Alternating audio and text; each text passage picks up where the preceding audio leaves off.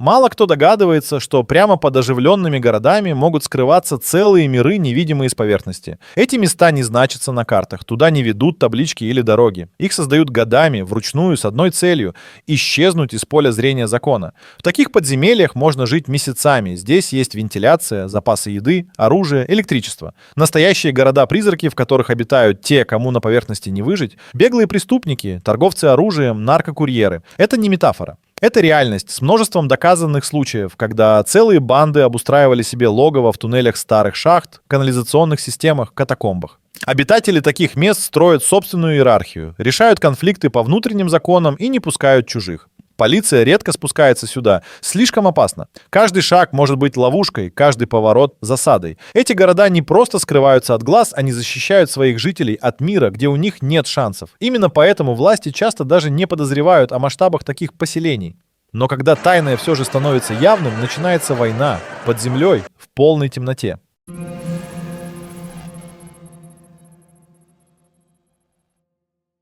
Операция под кодовым названием «Глубина» прошла в Восточной Европе и стала одним из самых сложных подземных рейдов в истории континента. Спецподразделения спустились в сеть тоннелей под промышленной зоной, где, по оперативным данным, располагалась база одного из крупнейших наркокартелей. Внутри они обнаружили укрепленный комплекс с бронированными дверями, автономной подачей электричества и целой системой слежения. Обитатели заранее подготовились к визиту нежеланных гостей. Перестрелка в узких проходах длилась почти 6 часов. Один из агентов оказался отрезан и просидел в темноте более суток. Позже выяснилось, что туннели тянулись под 2 кварталами и соединялись с подвалами жилых домов. Здесь производили и упаковывали наркотики, хранили оружие и проводили встречи, зная, что прослушка здесь невозможна.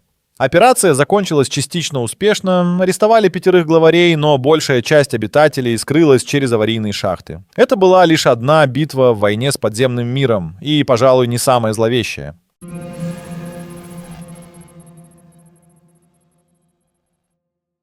Катакомбы под Одессой не просто достопримечательность, а одна из крупнейших систем подземных ходов на планете. Их длина достигает почти 1500 миль. Изначально вырытые в поисках строительного камня, эти пустоты быстро облюбовали те, кому нужно было скрываться. В начале 20 века здесь укрывались революционеры, в 40-х — партизаны, а в 90-е — это уже контрабандисты, торговцы оружием и беглые преступники. Лабиринт уходит глубоко под землю, петляет, разветвляется. Но даже сегодня, по некоторым данным, часть ходов используется. Здесь обустраивают склады, укрытия, проводят незаконные операции. Найти вход невозможно без проводника. Это может быть дырка в полу, люк под мусором или подвал заброшенного дома. Некоторые туннели оснащены вентиляцией, остатками проводки, каналами сброса. Местные знают легенды о бандах, которые до сих пор проводят сделки под городом. И самое пугающее — эти истории часто подтверждаются случайными находками или исчезновениями. Но существуют места, где катакомбы были не просто укрытием, а ареной для абсолютного ужаса.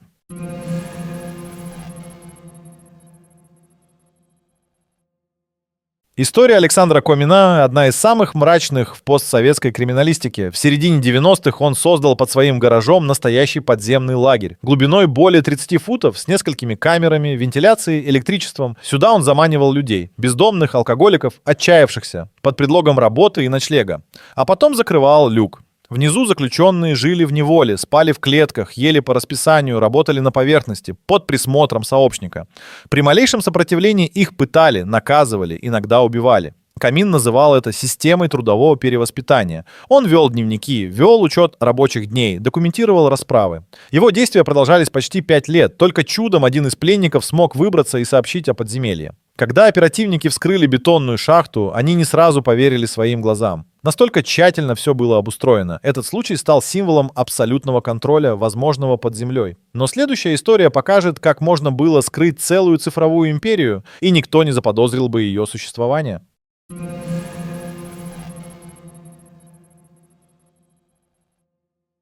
В немецком городке Трабен-Трарбах группа айтишников арендовала старый военный бункер времен Холодной войны. Формально дата-центр. На деле бастион для сайтов Даркнета. Бункер находился под землей, с бетонными стенами толщиной почти в 6 футов, автономным электричеством, защитой от радиации и герметичными дверями. Идеальное место, чтобы укрыться и быть недосягаемыми. Здесь размещались сайты, где продавали наркотики, оружие, данные кредитных карт, даже заказные убийства. Внутри работала команда технарей с опытом из телекоммуникационных компаний. Они соблюдали цифровую гигиену, защищали себя от слежки, не пользовались обычной связью. Расследование длилось почти 4 года.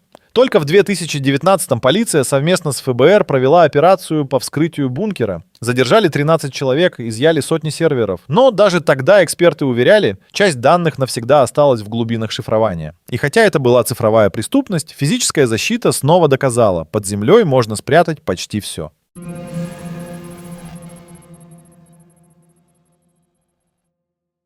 Под районом Кёбаня в Будапеште скрывается сеть подземелий, история которых уходит в средние века. Первоначально это были каменоломни. Здесь добывали известняк для храмов и замков. Позже туннели стали использовать виноделы, а затем пивовары. Температура под землей оставалась стабильной круглый год, и погреба тянулись под целыми кварталами. Но с наступлением 20 века многое изменилось. Часть туннелей перешла в руки теневого бизнеса. По документам пустоты, на деле склады с контрафактной продукцией, оружием, наркотиками. Во время Второй мировой войны здесь даже собирали самолеты в обстановке полной секретности. Сегодня о существовании этих лабиринтов вспоминают только при случайных обвалах или расследованиях, но, по словам местных, до сих пор некоторые участки обитаемы. Внутри встречаются следы жизни, остатки костров, самодельная мебель, провода. Туристам сюда вход запрещен. А власти давно утратили точные схемы. Говорят, что некоторые ходы соединяются с канализацией и подвалами, позволяя обитателям незаметно перемещаться. Но существуют места, где преступный мир процветал даже не под землей,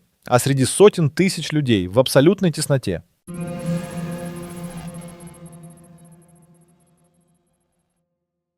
Коулун – район в Гонконге, ставший легендой криминального мира. На месте старой китайской крепости выросло плотнейшее городское образование в истории. Тысячи построек, наваленных друг на друга без всякого плана, формировали куб в форме башни, внутри которого почти не было света. Улицы шириной в 2 фута, потолки, капающие от сырости, лестницы, ведущие в никуда. Но именно в этой архитектурной какофонии возникла система, в которой не действовали ни налоги, ни полиция. Внутри жили более 30 тысяч человек. Там работали стоматологии без лицензий, фабрики поддельных товаров, притоны и бордели. Управление осуществлялось не государством, а кланами, триадами. Они следили за порядком, распределяли ресурсы и решали споры. Формально власти считали Коулун серой зоной и не вмешивались десятилетиями. Только в 90-е годы начался снос комплекса. Но до этого момента это было уникальное место, где преступный мир не прятался под землей. Он существовал открыто, и никто не осмеливался вмешаться. А вот под землей контрабанда требовала других подходов. Скрытных, продуманных, опасных.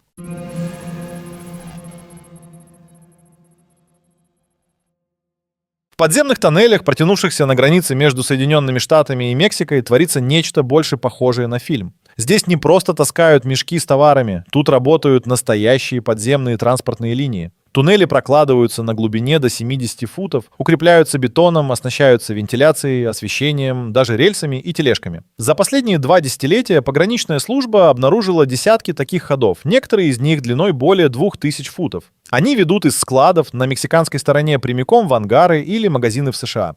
Там выгружается товар, чаще всего наркотики, иногда оружие или люди. Все проходит за считанные минуты. Такие туннели строятся за несколько месяцев, стоят сотни тысяч долларов и редко используются долго. Слишком велик риск быть пойманными. Но пока один туннель обнаруживают, где-то роется уже следующий. Технологии усложняются. Даже звукоизоляция учитывается, чтобы не обнаружили по шуму бурения. А теперь представь, каково жить в таких местах не часами, а годами. И воспитывать там детей.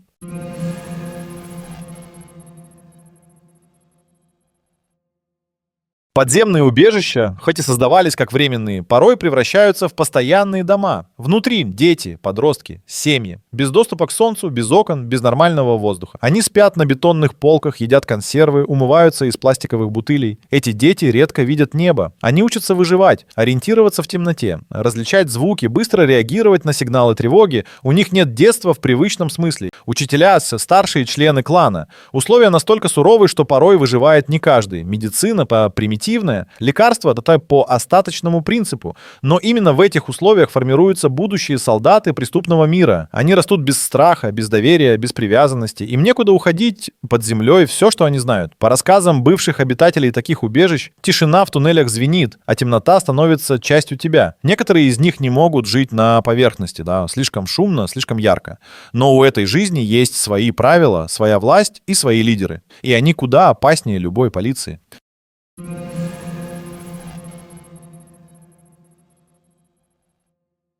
Когда ребенок появляется на свет в убежище под землей, это не повод для радости, это новая задача выживания. В подземных кланах такие дети становятся одновременно обузой и будущим. Их учат скрываться, молчать, выполнять приказы, иногда стрелять и убивать. Девочек с малолетства готовят к роли шпионок или товарок для переговоров.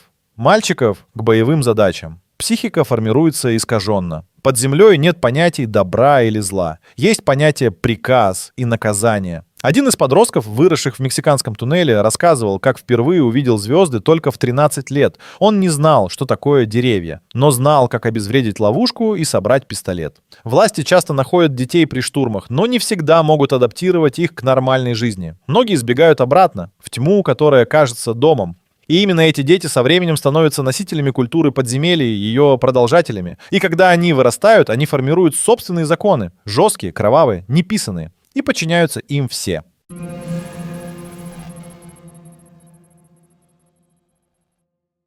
В подземельях нет судов и адвокатов. Здесь все решается иначе. Быстро, грубо и бесповоротно. Каждый тоннель контролируется группой, и у каждой группы свои правила. Иногда они похожи на военные уставы, иногда на диктатуру одного человека. Структура напоминает армию. Есть лидеры, заместители, исполнители и рядовые. Нарушение внутреннего порядка карается моментально, от лишения еды до ликвидации. Власть держится на страхе и личной преданности. Деньги под землей не в ходу. Ценятся еда, лекарства, информация. За точный маршрут до выхода могут отдать жизнь. Подземные кланы часто сотрудничают с внешними группировками. Одни поставляют провизию, другие бачат укрытие. Но внутри системы действует абсолютная изоляция. Даже младший по статусу не имеет права напрямую говорить с главарем. В каждом лагере есть собственный кодекс, неписанные законы, нарушать которые нельзя ни при каких условиях. Чаще всего их всего 3. Молчи, подчиняйся, не жалей. Именно такая иерархия позволяет этим сообществам держаться годами. Но даже самый жесткий порядок рушится, когда в тьму проникает свет, и он редко приносит спасение.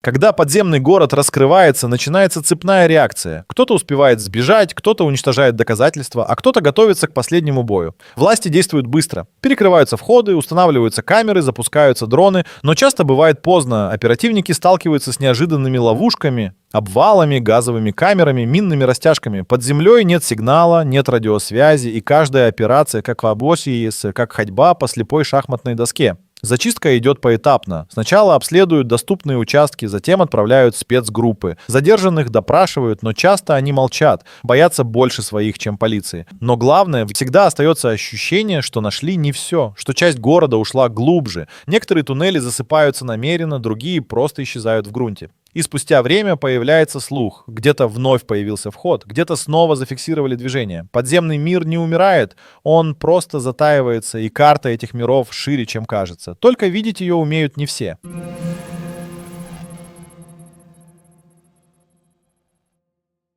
Подземные города существуют. Они разбросаны по планете, связаны контрабандными маршрутами, тайными каналами, общими интересами. От Одессы до Будапешта, от мексиканской границы до немецких бункеров эти точки формируют невидимую карту, которую невозможно найти в Google Maps. Она существует в головах проводников, на клочках бумаги, зашифрована в координатах, известных немногим.